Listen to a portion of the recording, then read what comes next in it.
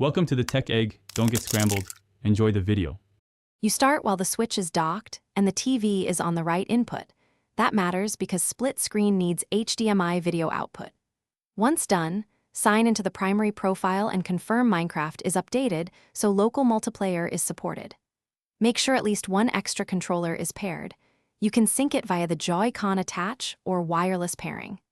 Doing this first removes connection delays and reduces crashes when you add players.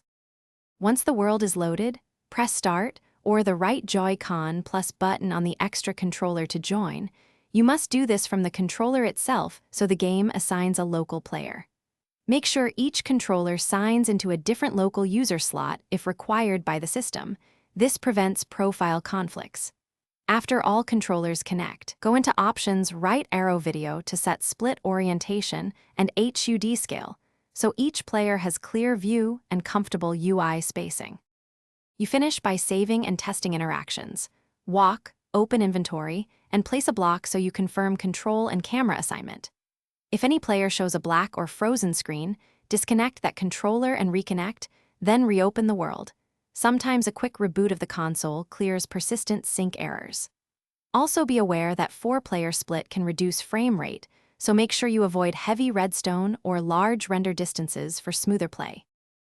Thanks for watching. Consider subscribing if I helped unscramble your problems.